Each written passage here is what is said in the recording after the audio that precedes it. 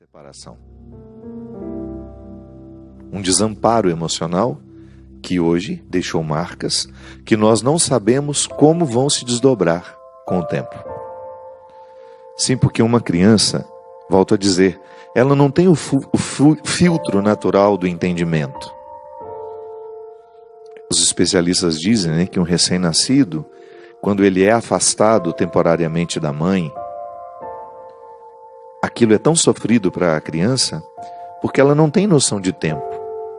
Não adianta você dizer no ouvido da criança: a mamãe vai sair, daqui a pouco ela volta. Não, ela não entende isso. Qualquer separação que existe é profundamente sentida. Para você entender de uma maneira ainda mais simples, os nossos bichinhos, por exemplo, eles não têm entendimento do tempo. Por que um cachorrinho seu comemora tanto a sua chegada se você só foi no mercado e voltou? Por que você vê tanta alegria naquela criatura lhe recebendo com algumas poucas horas de distanciamento? Justamente isso que eu estou falando. Não tem o entendimento do tempo, não sabe quanto tempo se passou. Não sabe que o tempo está passando. Quem administra o tempo precisa estar no exercício da razão. Um animal não tem razão. Ele pode até ter sentimentos, e tem, claro, sente. É claro que ele tem um nível de inteligência que nós podemos dizer, ele aprende coisas, ele é condicionado. O condicionamento é uma forma de inteligência ali, naquele caso, limitada, mas é. Mas, por não ter o entendimento do tempo, a sua volta é comemorada como se tivesse um ano que vocês não se vissem. A criança é assim.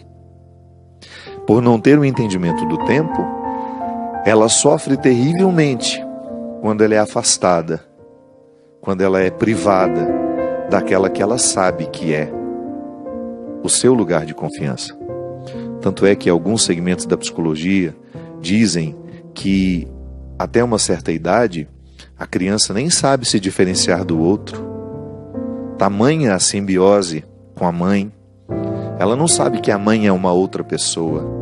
Ela interpreta a mãe como uma continuidade dela. Claro que depois ela vai sendo educada, ela vai percebendo que o mundo está de fora. Mas tudo isso repercute tanto dentro de nós. Eu tenho muito respeito por quem não crê em Deus. Tenho muito.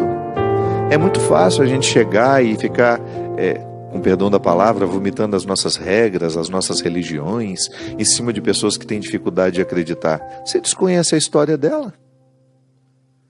Às vezes, humanamente, foram tão fragilizadas, não tiveram a experiência da confiança, cresceram inseguras, foram abandonadas, cresceram desacreditadas e cresceram desacreditando.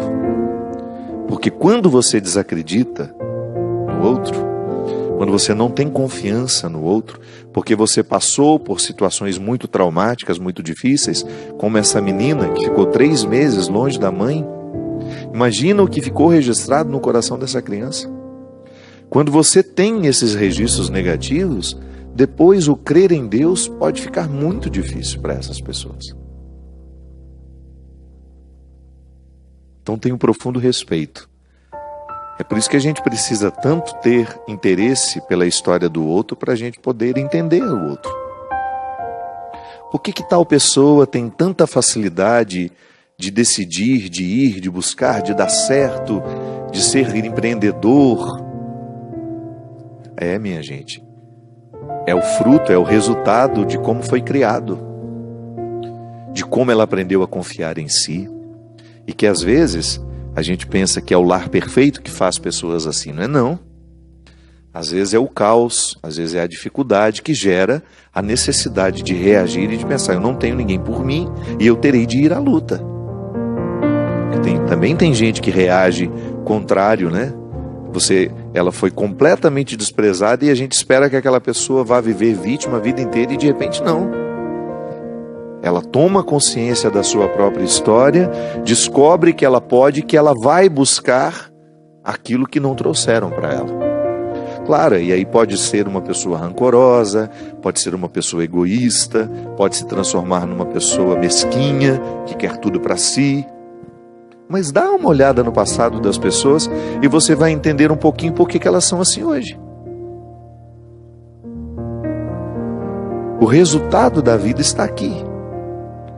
O Fábio, que nasceu lá na cidade de Formiga, Minas Gerais, que cresceu lá na rua Marciano Montserrat, que teve os irmãos que teve, os tios, os vizinhos, o pai, a mãe, os avós, todo mundo me influenciou.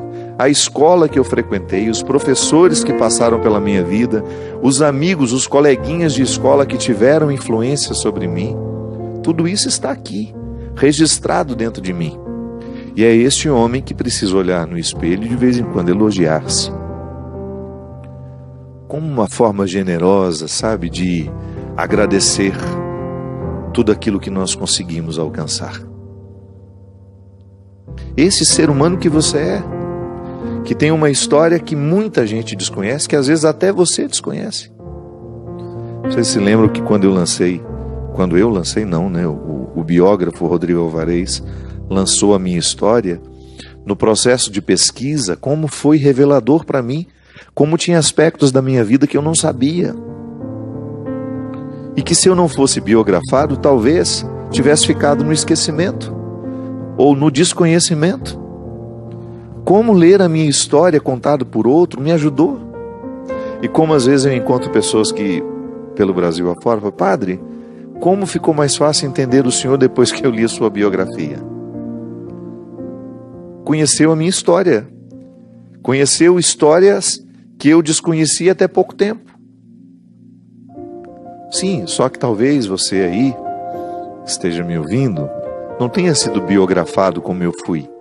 Não tenha tido a oportunidade de alguém pesquisar a sua história. Mas por que você não faz isso? É uma forma interessante de você chegar ao entendimento daquilo que hoje pode ser que no seu comportamento, no seu temperamento lhe prejudique. Naquilo que você hoje ainda não sabe lidar. Naqueles impasses da personalidade que se tornam obstáculos para uma boa convivência. Ou então naqueles detalhes da sua história que fortaleceram o seu ser rancoroso, ciumento, magoado, mesquinho, infantil. Há tantos detalhes da nossa personalidade que se a gente não toma nas mãos, se a gente não cuida,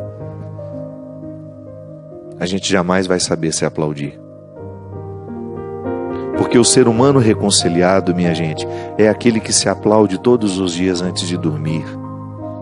É aquele que, vendo a soma de defeitos e virtudes, fica satisfeito com o que está alcançando. Sim, porque a vida não é perfeita, ela não é perfeita para mim, ela não é perfeita para você, mas nós precisamos dar conta dela. De alguma forma nós precisamos sobreviver a tudo isso. E essa sobrevivência, ela precisa ser entendida dia a dia. Não é um projeto que você pode jogar muito para longe, nem tampouco ficar olhando para trás. A lida com essa sobrevivência é diária. Essa reconciliação precisa ser diária. Olhar-se, aplaudir aquilo que precisa ser aplaudido, aquilo que de bonito você já alcançou de você, e também reconhecer aquilo que ainda não está merecendo aplauso, mas que quem sabe pode ser aplaudido amanhã. Sabe, um olhar com sinceridade para as peças do tabuleiro da vida, um descobrir aos poucos tudo aquilo que faz parte de nós. Deus não errou com a gente. Eu posso estar errando comigo, mas eu sei que Deus não errou comigo. Aquilo que Deus me deu, aquilo que Deus fez, que me colocou aqui em essência. Sim, o meu pai pode ter errado comigo, minha mãe, meus irmãos, as pessoas que influenciaram. Essas pessoas podem ter errado comigo e podem até ter prejudicado a minha compreensão do que Deus fez em mim. E o erro dos outros não pode definitivamente me prejudicar e enxergar o acerto que Deus tem aqui.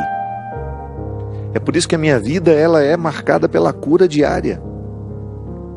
Ainda hoje falávamos sobre isso. Como nós necessitamos ser curados de nossos antepassados, de situações que nós vivemos, conscientes ou inconscientes. Para que a gente olhe para o resultado que está aqui, hoje, nesse dia, nesse horário, e você tenha condições de projetar a continuidade de tudo isso. Sim, o que Deus acertou, quando Ele me projetou, quando Ele projetou você, foi para que nós buscássemos ao máximo as possibilidades que estão em nós. E não é justo a gente viver de um jeito que prejudique achar essa riqueza que Deus nos deu. Sim, o nosso estilo de vida às vezes pode prejudicar muito o garimpo de todas essas preciosidades. Às vezes nós vamos fazendo escolhas muito infelizes, muito superficiais, a gente vai colhendo muito pouco de nós, porque a gente vai se acostumando com a mesmice, a gente vai vivendo uma vida mesquinha, quando na verdade o nosso empenho deveria ser diário em ir buscar a nossa melhor parte. Eu tenho, graças a Deus, vivido um momento assim, meus conflitos estão todos dentro de mim, não estão resolvidos. Continuo enfrentando o pânico, sem medo de dizer, continuo tendo as minhas crises pelas estradas do Brasil, há momentos em que é mais difícil, há momentos em que está mais tranquilo, todos os conflitos estão em mim, mas eu tenho vivido uma liberdade interior que nada, mas nada pode ser mais precioso.